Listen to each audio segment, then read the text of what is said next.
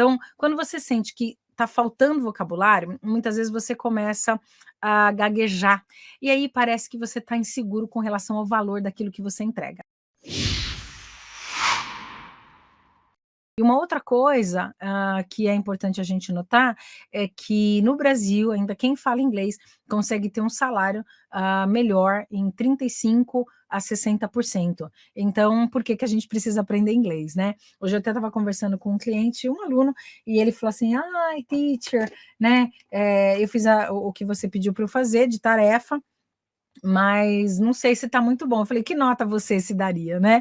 What grade would you give to yourself?" And then he said, "Wow, not very good grade." And I said, "Well, so bear in mind that English is important for your future, English is important for your profession, and although we have AI substituting a lot of things that we are doing nowadays, we can use ChatGPT or OpenAI to help us, but there are a few things where artificial intelligence will never substitute a human being. And then if you need to negotiate prices, if you need to go for interviews, if you need to make your CV more attractive, one day you're going to have to be in person with other people, and then it's important for you to work on your English." Okay, so without further ado, let's get going because we have a lot to discuss today. Okay, so when we are talking about price is normally the most important part of negotiation, and normally people delay this information because I told you already, we have some limiting beliefs and we think that is bad to talk about pricing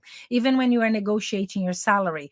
In Brazil, it's still a taboo. Sometimes you go for interviews and you cannot ask about how much you're going to earn, and you cannot discuss your salary or your wages. And this can be a problem because normally there is a value that we have to show our clients that we have value and we can charge what we have to charge or whatever. Okay, so it's important for us to understand how to negotiate prices and the vocabulary that comes with it. Okay, so if you think that you can be lacking vocabulary for price negotiation, then you start to stutter. Então, quando você sente que está faltando vocabulário, muitas vezes você começa a gaguejar, e aí parece que você está inseguro com relação ao valor daquilo que você entrega. Então, muito cuidado com isso, so be careful with this, about that as well, because this can show lack of professionalism and lack of practice, because you didn't really train. So, when you are negotiating prices, it's important to think that you can't fail. Então, para evitar que você fale ali na hora de negociar os preços, é importante que você tenha, bear in mind, né? Você tenha na sua cabeça que você tem que ter treinado para falar de preço. Não é alguma coisa comum, até como eu falei para vocês, é uma crença limitante e para o brasileiro é muito difícil falar de preço. Eu vejo que culturas mais saxãs, né?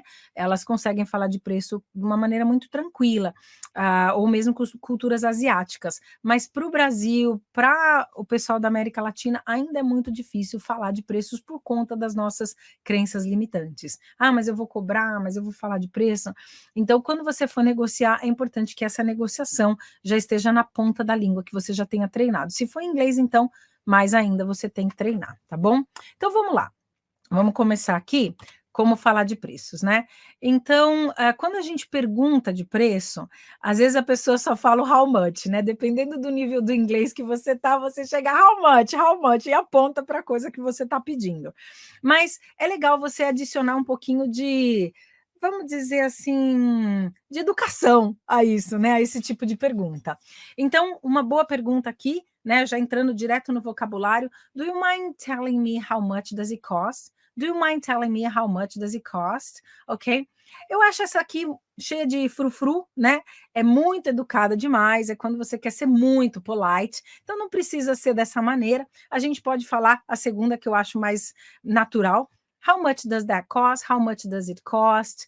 How much this costs? Okay, so then you can ask about prices like that. What exactly does it cost? If you are talking about a course or something that you have to invest a bit more money, then you can say, what is the investment? What is the value of the investment? Or what is the investment? You can go straight for this kind of question, ok? How much is this? How much is that? O how much funciona, né? Mas cuidado para não ser muito agressivo.